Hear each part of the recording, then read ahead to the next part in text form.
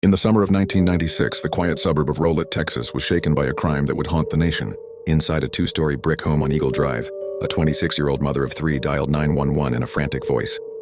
Darlie told police she had fallen asleep on the couch and woke to find a stranger in her home. She said she fought him off as he attacked her boys, then fled into the night.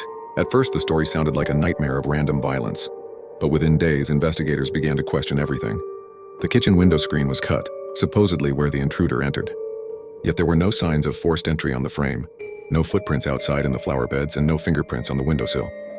The blood evidence told another story. Drops of Darlie's blood were found on the kitchen counter, near the sink where a towel had been used to wipe away prints. To investigators, it looked less like a break-in and more like a staged scene. Then came the moment that would haunt Darlie forever. Just 8 days after her sons were buried, a home video surfaced. It showed Darlie, family gathered around singing Happy Birthday at Devon's graveside. She sprayed silly string and cheered as the camera rolled. Police and prosecutors saw it as proof she was cold, detached, celebrating instead of grieving. For the public, it became the defining image of the case. A mother who could party over the grave of her murdered children. But what the jury never saw was the rest of the video. Minutes earlier, Darlie was recorded sobbing, clutching the grave, overcome with grief. That part was cut from the narrative. Instead, the silly string tape became the prosecution's smoking gun. At trial, the state argued that Darlie murdered her children in a fit of selfish rage. They said her motive was financial strain and resentment of the pressures of motherhood.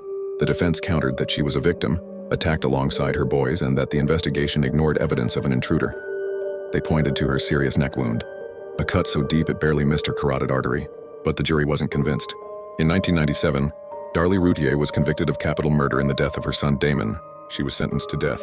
For more than 2 decades, Darlie has lived on death row in Texas, maintaining her innocence. Her supporters argue the case was built on weak forensic science, biased portrayals of her character, and that crucial evidence was misinterpreted.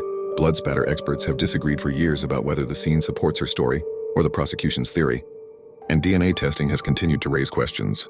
In 2018, new DNA results revealed unidentified male DNA on a bloody sock found outside the house, a piece of evidence prosecutors once said Darlie planted herself. The case remains one of the most polarizing in Texas history. To some, Darlie Routier is a heartless killer who staged a crime to cover her tracks. To others, she is a wrongfully convicted mother, a victim of tunnel vision and public perception, condemned by a videotape and the need for a quick conviction. Today, nearly 30 years later, Darlie sits on death row in Gatesville, Texas, awaiting an execution date that has not yet been set. Her youngest son, Drake, grew up believing in his mother's innocence.